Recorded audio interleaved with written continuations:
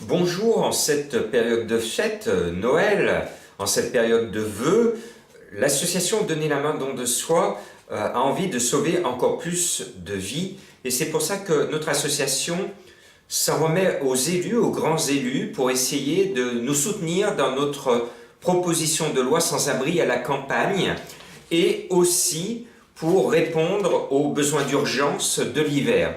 Eh bien, nous sommes à Lyon. On s'adresse depuis 3 hivers à notre maire, M. Gérard Collomb. À chaque début de période de froid, M. Collomb reçoit notre courrier recommandé. J'ai ici l'accusé de réception.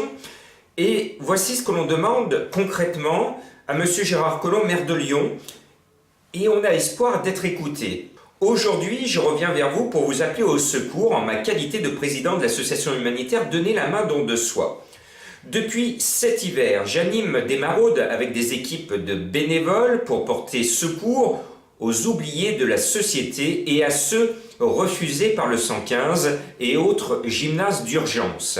Nous allons au chevet de ceux qui dorment vraiment à la rue.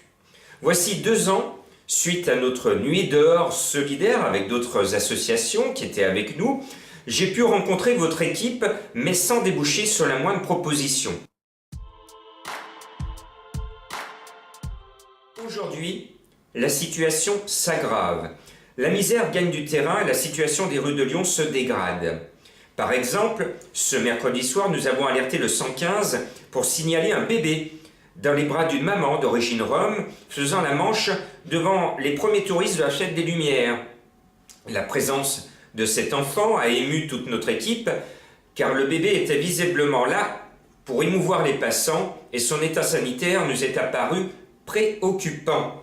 Puis, rue Édouard Herriot, numéro 1, à quelques pas de votre mairie, nous avons donné l'alerte, encore une fois au 115, pour une femme hongroise dormant sur le trottoir. Je poursuis ce courrier. Chaque hiver, nous sauvons des vies, Donner la main don de soi. Très récemment, le mercredi 28 novembre, nous avons sauvé la vie d'une jeune femme de 16 ans, en fugue, livrée à tous les dangers de la rue, entre les mains. Point de suspension. Devant cette situation alarmante, nous avons alerté le 115 qui n'a pas donné suite à notre appel au secours ce soir-là. Nous avons alerté la gendarmerie et la police qui, dans un premier temps, ne donnaient pas suite car aucun signalement de cette jeune fille qui se prétendait être majeure n'était connu dans leur service. Devant l'émotion de mes bénévoles, 80% féminines, et la situation de détresse de la jeune fille, j'ai pris l'initiative quelques minutes plus tard de rappeler la gendarmerie et la police. On s'est relayé avec mes bénévoles pour le faire et bingo. Ils avaient fait des recherches, les gendarmes et les policiers, et ils se sont aperçus qu'il y avait bien un signalement des parents depuis le week-end précédent. On a facilité donc ainsi les recherches et la situation a pu s'améliorer. L'an dernier, nous avons sauvé Jean-Claude à la rue depuis 17 ans, le jour du 8 décembre, en le conduisant dans une famille d'accueil, puis en lui trouvant un logement dans la même commune de Saint-Chamond, le 1er janvier. Dans ce courrier, il y a des propositions très précises. Écoutez bien.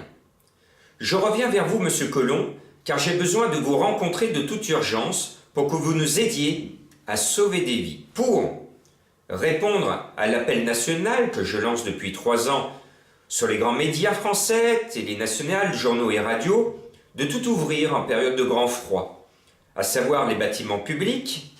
Il faut savoir que la mairie de Paris a suivi notre proposition, les annexes de lieux de culte de toutes les religions, les entreprises et nos portes de particuliers. À Lyon, je réclame avec mon équipe depuis 3 ans l'ouverture de la station Victor Hugo pendant l'arrêt nocturne de son service afin d'offrir un lieu de dernier recours à ceux n'ayant aucune solution et risquant leur vie en dormant dehors par grand froid. Cette station est la plus facile à sécuriser et permet aussi de mettre les femmes et les personnes faibles sur un quai et les plus costauds sur l'autre quai.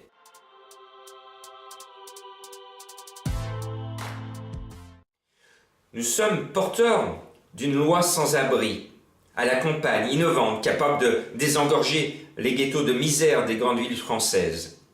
J'ai eu l'honneur d'être reçu à la Commission européenne en juillet 2017 et un peu plus tard à l'Assemblée nationale en novembre 2017 pour promouvoir nos mesures. Nous alertons tous les députés d'hier et d'aujourd'hui. Voici 2 ans, j'ai été reçu après notre nuit dehors par vos services et par le préfet, M. Xavier Inglebert à l'époque, à qui je demandais de revoir l'organisation du 115 sans succès. Il m'a proposé ce jour-là un poste d'ambassadeur pour faire le lien entre le monde de la rue et le monde de l'entreprise, afin de faciliter les solutions d'emploi aux gens de la rue. Il n'a jamais tenu ses promesses. Il n'a pas tenu les promesses de l'État. Enfin, M. Collomb, le jeudi 13 décembre 2018, nous avons de jeunes enfants de classe primaire de Lyon en volonté de réaliser avec nous une action de solidarité comme ils l'avaient fait avec nous à la fin de l'hiver dernier. Nous allons réaliser avec un artiste des messages de solidarité peints et dessinés pour les sans-abri. Les enfants réalisent en ce moment des cadeaux de Noël à offrir aux sans-abri de Lyon. Nous désirons occuper pacifiquement et avec le sourire la place Antonin-Poncet. C'était le 13 décembre. Nous n'avons pas eu de réponse de M. Collomb et nous n'avons pas pu faire cette belle opération pédagogique à Lyon. Elle s'est tenue, vous le savez, avec ces réfugiés qui occupent un squat à Villeurbanne, avec le collectif Amphizède. Et puis on l'a fait dans la cour de récréation de cette école lyonnaise. On aurait aimé, M. Collomb, que cette manifestation, qui était un événement pédagogique simple, gentil tout plein, se passe sous vos fenêtres ou à quelques pas de votre mairie, dans le calme le plus complet et avec beaucoup de sourires. On aurait pu avoir beaucoup plus de médias, beaucoup plus de retombées du grand public si nous avions fait cette opération récemment à Lyon, vers la place Bellecour, place Antonin-Poncet, là où on se retrouve toutes les années depuis cet hiver en départ de Maraude. Et actuellement, c'est tous les mercredis à 19 h, place Antonin-Poncet. Voilà, c'est le courrier que nous avons adressé à M. Gérard Collomb. Nous n'avons pas eu pour l'instant de réponse de l'équipe de M. Collomb. J'espère le rencontrer prochainement les yeux dans les yeux, comme nous espérons également notre équipe être reçue, certainement en 2019, le plus tôt possible, par notre président de la République. Vous le savez, si on veut vraiment changer notre société, si on veut changer la situation des sans-abri, il faut prendre le temps de recevoir, d'écouter toutes les personnes comme moi, comme nous, et en écoutant ces solutions, en nous mettant autour de tables de travail, vous allez voir qu'on va essayer d'amoindrir le nombre de sans-abri dans nos rues. C'est tout ce que je demande, c'est très simple, et en plus je suis bénévole. Et en hommage à tous les bénévoles qui me suivent depuis cet hiver dans les rues de Lyon, en hommage à toutes ces familles d'accueil dans toute la France qui ont ouvert leurs portes et qui vont encore ouvrir leurs portes cet hiver par grand froid, je pense que nous méritons tous d'être reçus par vous, M. Gérard Collomb, et par notre président de la République, et qu'on puisse ensuite travailler avec vos services, les services de l'État, les services de la mairie de Lyon et de toutes les mairies de France, pour mettre des familles de sans-abri en monde rural, trouver des solutions, sauver la fermeture d'écoles. Nos mesures d'urgence, c'est vraiment de tout ouvrir en période de grand froid. Et bien sûr, je termine là-dessus, que les entreprises qui vont faire l'effort et la générosité d'ouvrir, et que les particuliers qui vont ouvrir, puissent avoir un petit geste de l'État. Pour une entreprise, une petite exonération de charges sur la période où ils reçoivent, et pour les particuliers, notamment ceux qui ne payent pas d'impôts et qui ouvrent quand même leurs portes, eh bien un petit chèque solidarité ou une exonération d'impôts pour les personnes qui en payent, les familles qui en payent, afin que ces gens, que ces Français qui montrent l'exemple, puissent avoir un petit coup de pouce de l'État. Et ça ne coûte pas des milliards. Merci. Merci de partager cette vidéo, de la faire remonter jusqu'à M. Collomb et de la faire remonter jusqu'à M. Macron.